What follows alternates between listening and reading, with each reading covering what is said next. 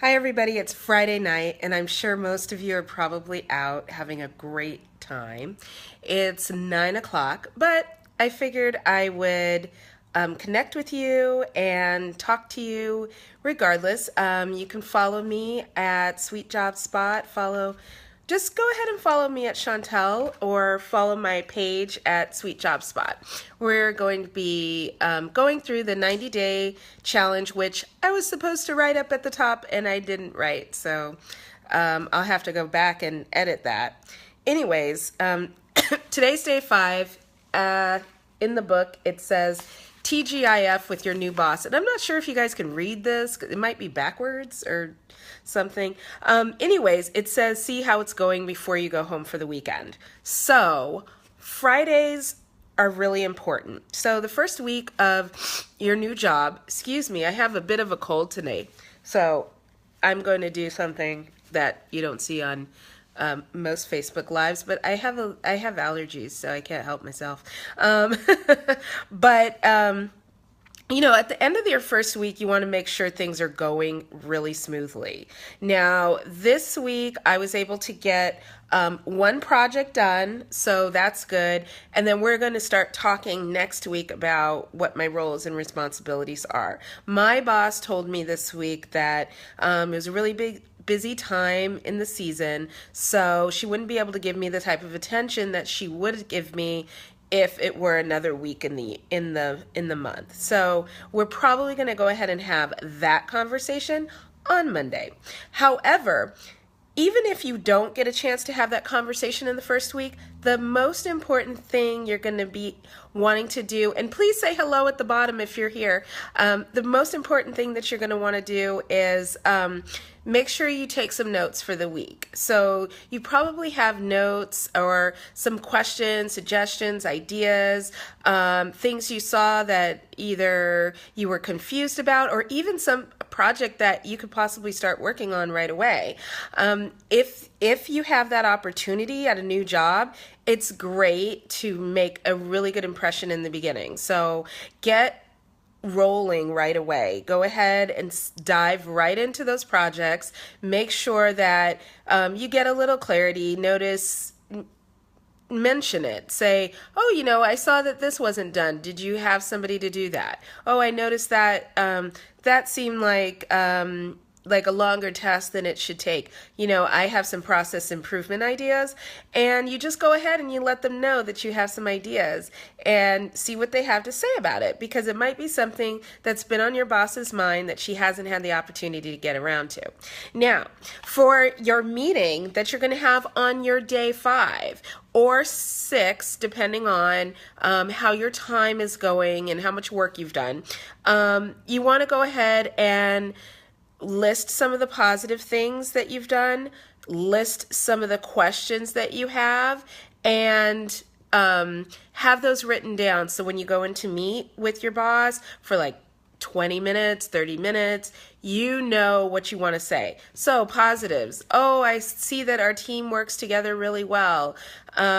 Questions and concerns. I haven't gotten my access yet on my computer. What do I need to do to get that access? I notice IT may be a little slow. Or it might be something like you might want to go ahead and ask them, any kind of questions that you have. Ooh, I'm changing my filter.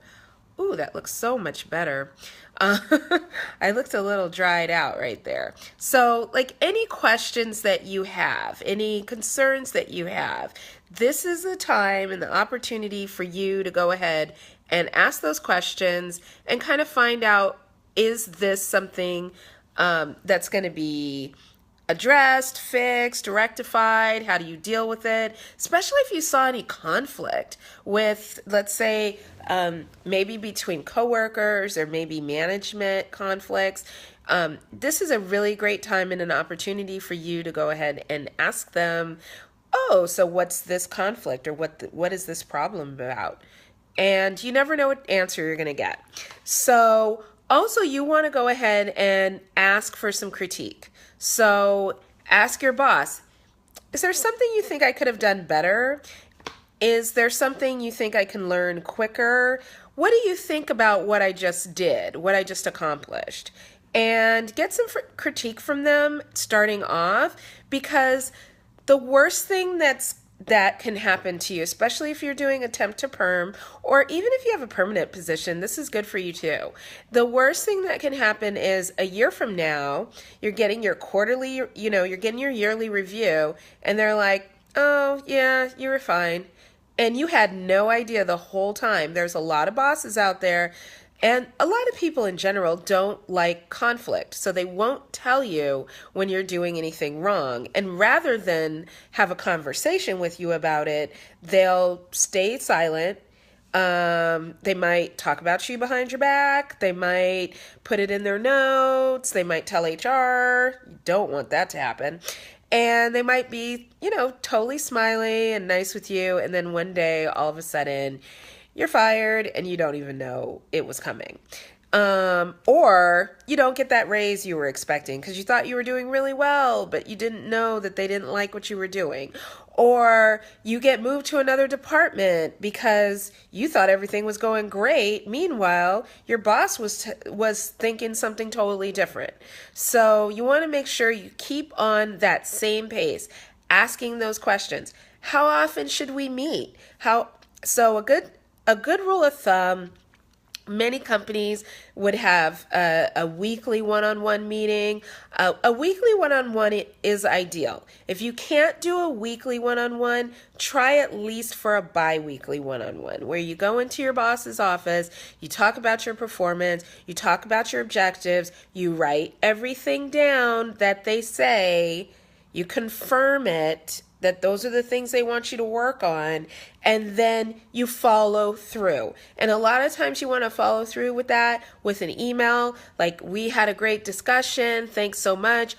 For the next week or the next 2 weeks or the next month, whatever the time is, I will be working on these things. Now, I'm sure you're probably asking yourself, why is this important? I've already got the job. Well, if you want to A, do really well, and then B, keep the job, or maybe I should say A, keep the job, and B, do really well. If you want any of those things to happen, you want to make sure that you're always setting and achieving goals. So setting goals and achieving goals are going to get you out of the pity party, out of the unemployment line, and it's going to get you constantly moving. The more goals you set and achieve, the more your manager is going to like you and recommend you. And always think about the future. So, for example, if you have a good reputation, even if you're somebody who wants to start their own business, or maybe you want to do a business on the side while you still work, if you are in any of those fields, having a good reputation with the people you work with, it's just going to add value. You'll have instant customers. You'll have people that like you, know you, trust you.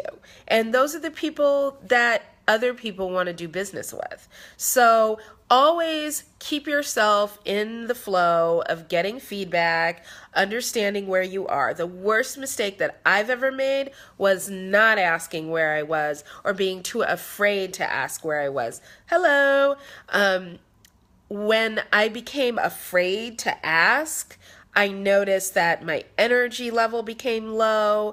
I noticed that my participation would become low. And I would notice that I would kind of hide, because I thought that I don't want to ask all these stupid questions of this boss, or I don't want to cause waves and conflict. Well, asking a question doesn't necessarily cause waves and conflict. And if it does cause waves and conflict, then you might want to consider where you're working. So if you asking a question of your boss and finding out, am I doing okay? Are my objectives being met? What are the next objectives? If that's causing drama, then remember, this is temp 90 days. So you're going to give them some time to figure out, do you even like this boss? Like I always say, looking for a job is like dating, and temp jobs are dating. You're not married, you don't have to stay. And if you find that the position is not exactly what you want, keep looking. But I'm not here to tell anybody to like walk off their job or anything like that. You just want to make sure that you're writing everything down, you're paying attention to how the job makes you feel, and you're paying attention to what you're bringing to the job to make sure it's a good fit. Because I mean, you're basically married to your job. If you're working 40 hours a week at the job, plus you're spending up to an hour commuting to and from the job, that's up to 50 hours a week doing work. And I consider commuting work. I don't know about you guys, but I could think it's work to jump on that 400. It drives me nuts. So if you have to jump on any kind of MARTA, on a freeway, on a highway, do anything to get to your job, that's commute time. And to me, that's working. You're just not getting paid for it. So I just look at it and say, let's sit down, look at what's going on, ask some questions, find out what they're saying, and write below. In here, you can write below if you have any questions about, what kind of questions should I ask my boss? What is an ideal rapport that I should build with my boss. Now, I'm not talking about brown nosing. I'm not talking about being phony. I'm not talking about being fake. Thank you. Thank you. I'm not talking about pretending to be somebody. I'm saying if you're going to be there 8 hours a day, you need to be in a place where you can feel really comfortable, and you have to have a boss that you can feel comfortable asking questions to. And if you don't feel comfortable asking questions, if you don't feel comfortable saying, let's say something really simple like, I've got a doctor's appointment and I have to leave early today or tomorrow or whatever. If you don't feel comfortable saying those things to your boss, then you might want to look for a different type of position. If it doesn't align with your goals, look at your goals 5 years out, 10 years out. Is this going to bring you to where you want to be? And if it doesn't look like it's bringing you to where you want to be, start with your strategy to figure out, where do I need to go? This might be a dead end. I might need to back up and turn in another direction. And if you have to do that, if you have to back up, if you have to start turning in another direction, it's good to do it early on, because you can get farther and farther down a road, and that can cause a lot of pain. 70% of people don't like their jobs. So you don't want to be one of those 70% of people. You want to be in the 30% of people that love going into work every day, that feel like they have purpose in their jobs and purpose in their lives on a daily basis. If you don't feel like that going into work every day, if you don't feel like that at least most of the time, and you feel resentful, if you feel like you want to burn down the building when you leave, that's not the job for you. Plus, I don't want anybody going to jail. So please don't do any of those things. So when you're having your meeting, just make sure, don't be defensive. If they give you feedback, if they say something along the lines of, you're not picking this up quick enough, just ask them for some tips. Ask them, to help you prioritize what is the most important and what's not so important. A lot of times companies think things are important that we personally might not think is important.